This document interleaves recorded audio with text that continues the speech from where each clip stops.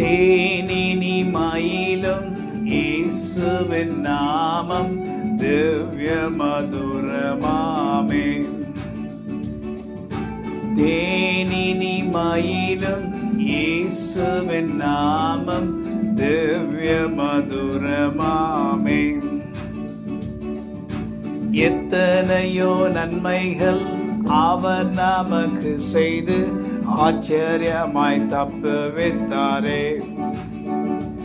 அவர் கிருபையின் நிழலே நீதம் நீதம் என்னை தங்க வைத்து என்னை காப்பாற்றினாரே.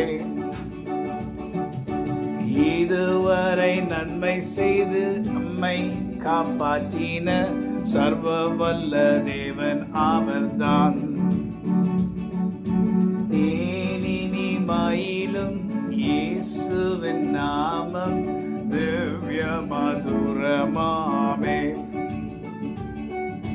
நம்முடைய பிரச்சனைகள் சீக்கிரம் மறைந்து போம், அது கர்த்தரால் நடக்கும்.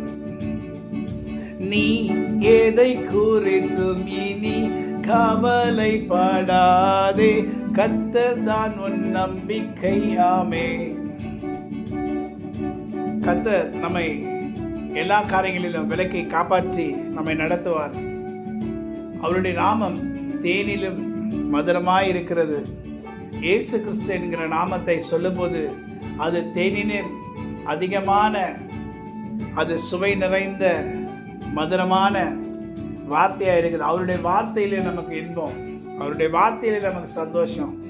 ஒரு வார்த்தை அவர் சொன்னாவே அது போதும், நம்முடைய பிரச்சனைகள் எல்லாம் மாறி போகும். அவர் வாயை திறந்து ஒரே ஒரு வார்த்தை சொன்னால் அது நமக்காக இருக்குமானால் நம்முடைய பிரச்சனைகள்லாம் தலைக்கீழ மாறும்.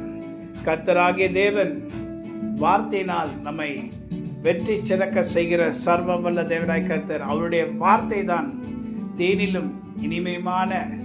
அவருடைய வார்த்தைக்காக, அவருடைய நாமத்துக்காக நன்றி. அவருடைய பேரே வார்த்தை. இயேசு கிறிஸ்து என்கிற பேருக்கு இன்னொரு அர்த்தம் வார்த்தை. He is the word.